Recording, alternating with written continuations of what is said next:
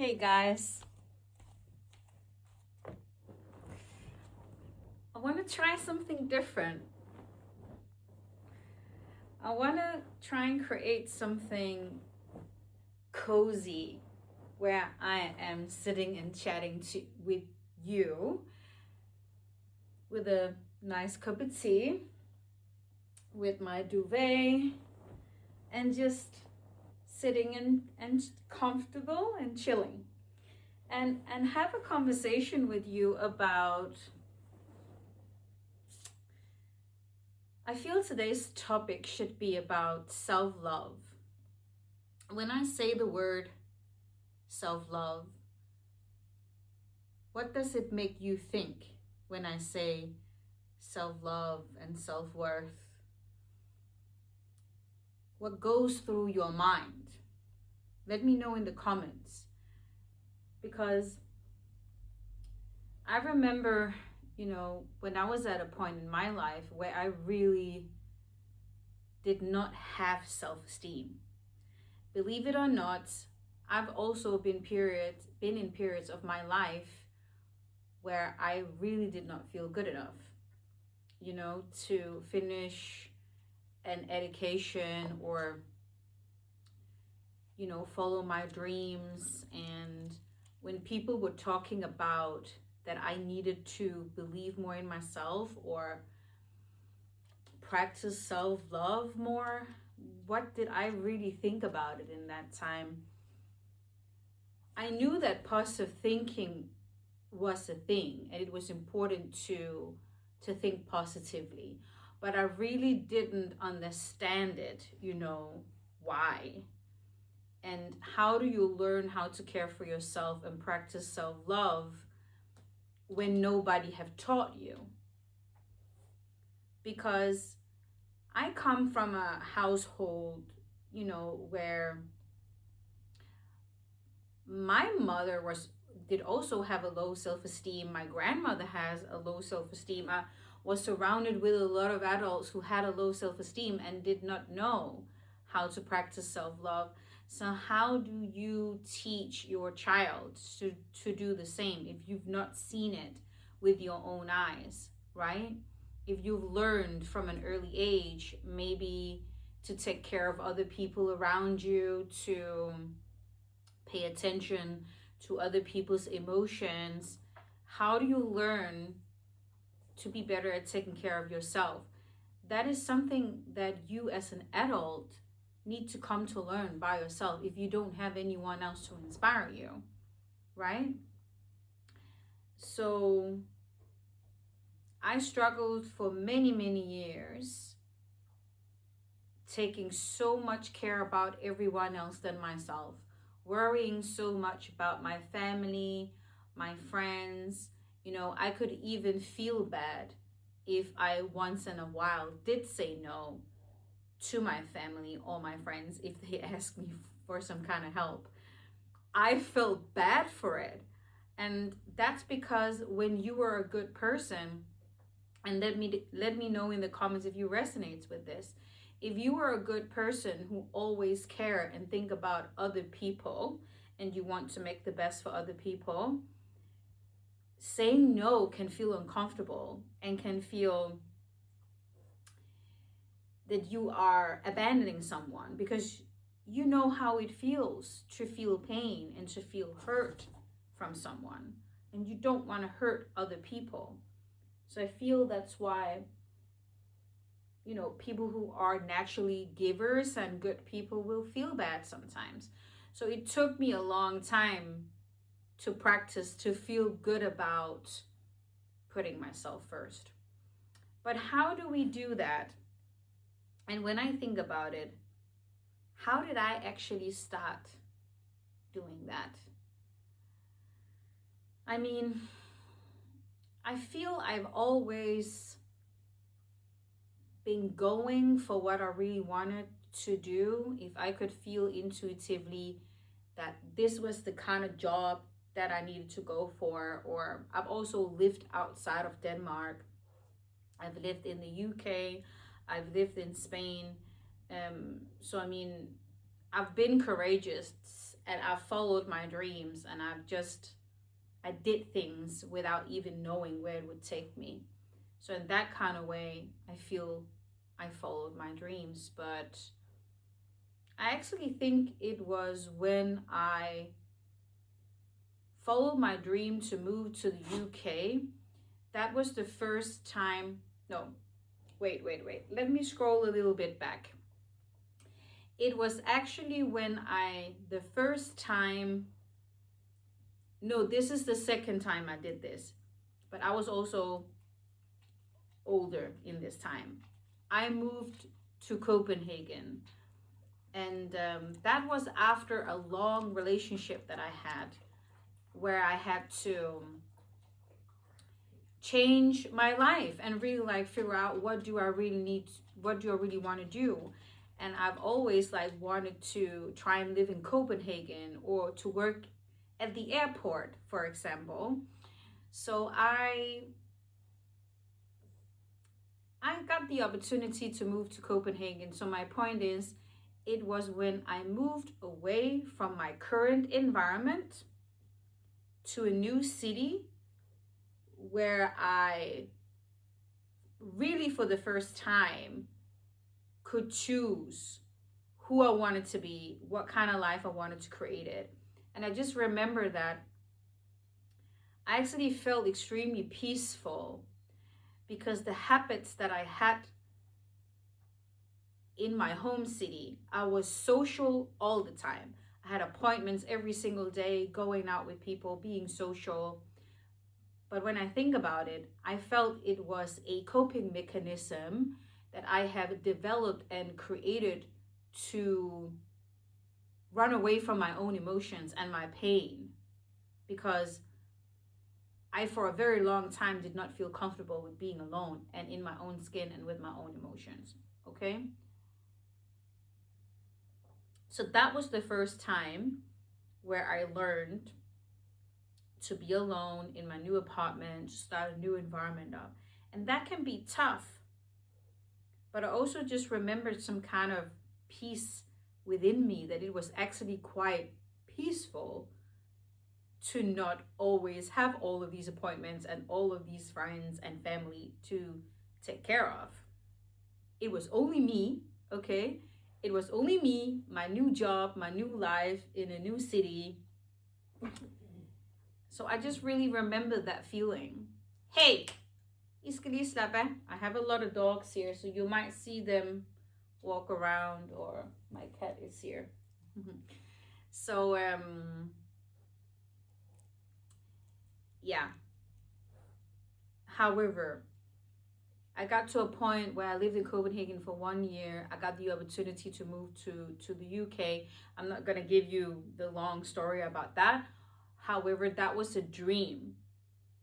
But that was again further growth in creating new environment, thinking about yourself. What do you want to do? Go for your dreams. And yes, it can feel lonely sometimes, but I actually feel, and I have experienced myself, that sometimes you need to do things that you are afraid of, that push you into environments and situations where you do feel alone, and you might not know what next day is gonna bring, but it will grow you. It will give you so much experience, and you would really start to get to know yourself better. Who are you? What do you want? What are you capable of? There is so much growth in that. So if you are a person who are considering leaving your environment, or you have a dream of living in another country, to be honest with you, I actually didn't know where this video or what we are talking about today, where the conversation was going to lead to, but I can feel that a lot of people need to hear that if you have a dream of living in another city, state, or country, don't hold your fears back from doing that. And sometimes it's a good thing, okay? It doesn't have to mean that you are running away from your problems, first of all, or your environment, or yeah, um, whatever responsibilities you feel that you have. Because I remember how tough it was for me, because I felt some kind of a responsibility for my family and my friends. If you are a person who is naturally a giver, as I said, who feels you need to take care of everybody, you've learned that you need to take care of people, and you need to make sure that everyone is all okay and feels good, and you've not learned to really put your own needs first 100%. That's the challenge. And that might be the thing that is holding you back from moving or leaving or go for that dream. So I feel when I did that, that was the best thing I could have done for myself, to actually practice to feel comfortable with being alone, okay, without my family and my friends, but also using that peaceful freedom that you actually feel you have to do exactly what you want. I remember when I was walking in the streets of London. I used to live in London, and I was walking in the streets, and I just remembered that I was looking up in the streets and just thinking, I'm not here on vacation no more. I actually live here. I was very proud of that accomplishment. And I grew so much, while I was there. And it really taught me to feel more comfortable alone and to really follow my dreams. So let me know in the comments if you have a dream of leaving your environment and move to somewhere else, and you have a little bit fear about it because maybe you feel you have some responsibilities for your parents, and you're thinking like, I cannot leave my family, I cannot leave all my friends. And you're right, when you leave, there will be people that's gonna fall away. There will be people that you might not, you know, end up talking to again when you come back. Because this was one of my experiences. And today, I don't see it as a negative thing, because your soul wants to grow. Your souls want to expand. All right? And not all of your friends or your family is going to follow you or will grow with you. It's a positive thing that you are growing. So if you have some people around you that you feel they don't follow your growth, see it as a positive thing, even though that it is hard sometimes. Because I actually felt when I came back from the UK, back to Denmark, I really did feel that it was not many friends that were still there after those many years. And it's very natural, because you grow, you change your friends, you change your environment, you meet new people, and you're supposed to find better people, okay, that can inspire you and that can uplift you and that can support you in your dreams. So I would say that I would really recommend everyone who is considering doing that to do it, because it was really one of the best things I've done in my life, was to move to different countries. And it's interesting to see who was really your friend, because if someone is really your friend or really want to keep in contact with you, they will also make an effort to do that. And yes, you will be disappointed maybe to see the people you expected to make that effort is not going to do that. So it's a progress, right? And you will also, along the way, know your worth. You really know what kind of friends and people you want to hang around with. So we were supposed to talk about self-love, right? um this is my first time doing this, so bear with me, guys. I don't even know if I'm gonna post this. um it is self-love to follow your dreams and live in another country. That is self-love. Practicing choosing yourself and to do things that you're dreaming about, even though that you have a hard time of leaving your family and you feel bad about it because you used to take care of everyone. That is actually the biggest self-love that you can do for yourself. And I feel that has been one of the biggest thing that I've done to practice self-love. So this could be one of the first things that you can considering doing if you are doing it. It doesn't have to be a big thing like that.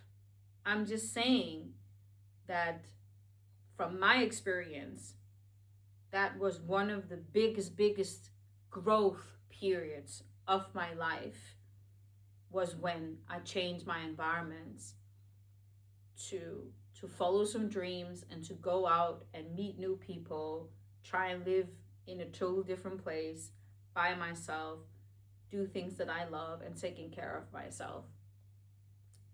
Yes. So I will recommend you to do the same.